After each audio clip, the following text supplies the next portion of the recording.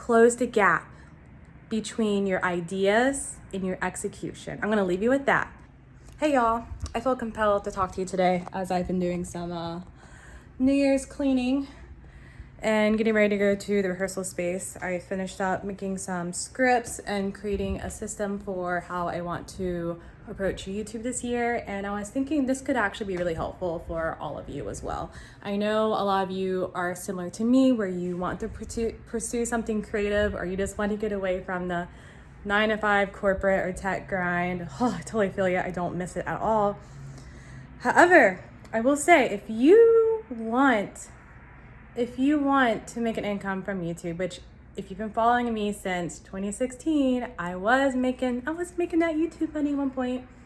And then once the pandemic happened, blah, blah, blah, blah, it's just been hard to get back. And I was on a roll this past year. And then, as you guys saw, I had some personal stuff happen going on and I stopped, and now it's been really hard. It's been really hard to get back into posting, which is why I'm doing this little video like this,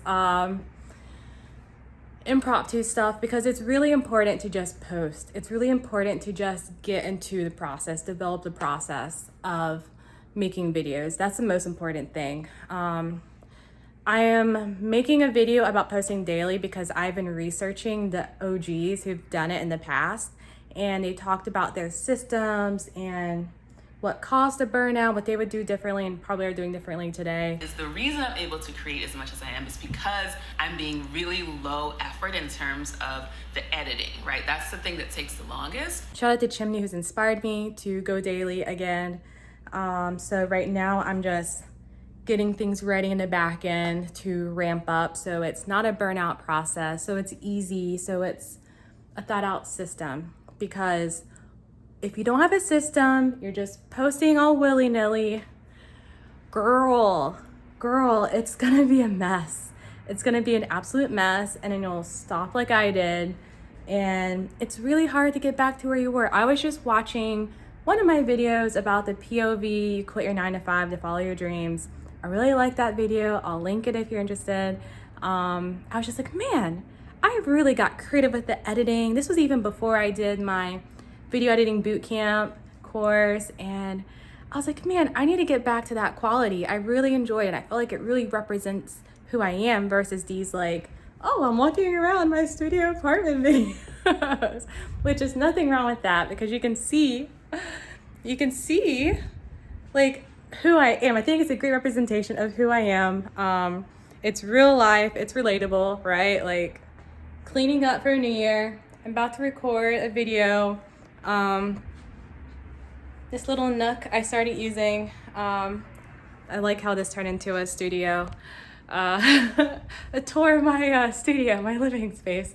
But I say all this because just do what's easy at first. That's what I'm finding. Do what's easiest first. Do what just really compels you to post. That's one thing Chimney mentioned in her last video of her 30-day challenge, is that whenever she felt inspired about a topic, she went ahead and just wrote the script, or I don't think Chimney does scripts. I think Chimney just does bullet points, if anything, or talking points, and then just record immediately. And I used to work with Chimney, not work, but like had her as a coach.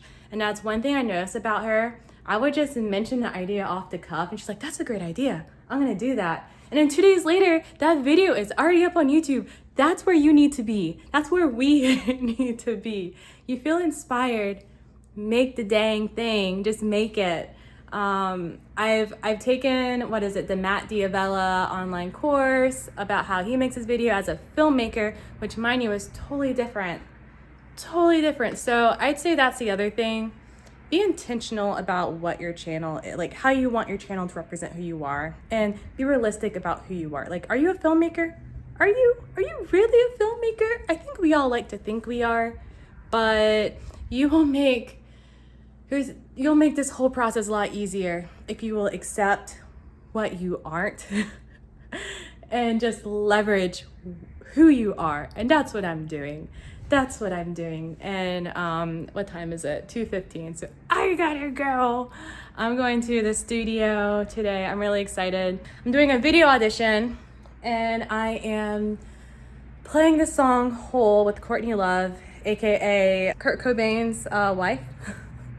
She had a band before Nirvana blew up, and it's kind of grungy. This band is kind of like, I'd say grungy with like Evanescence vocals, with like a little bit Paramore, but has some like 80s grunge influences. So I'm gonna just really perform this time. And then I am also just working on some other stuff that my drum teacher and I have been working on. So anyways, that's me. Happy New Year's Eve. I hope you get your clean out going, like all that Goodwill stuff. Not the records. Records are staying. Records are staying always. Okay. Remember, you want to close the gap between your ideas and your execution. I'm gonna leave you with that. Focus on that this year for your creativity, whether it's photography, whether it's oil painting, whether it's this YouTube channel that you want to create. Close that gap, because that will also make that anxiety a little bit smaller, and just get stuff out, and over time improve the quality. And remember, don't stop, because you'll be like me, where you have awesome quality videos and you stop, and then you have to start back over, because you have to get back into that flow, into that system, into remembering how you want to represent yourself and your creativity on your channel.